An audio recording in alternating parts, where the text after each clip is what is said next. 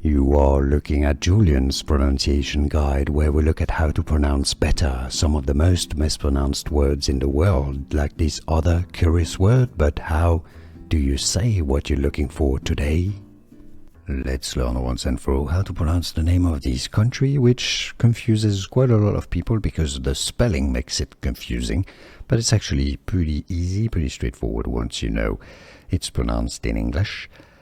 Belgium. Belgium. Essentially replace the GI in the middle with a J, and it makes a lot more sense. You stress on that first Bel syllable.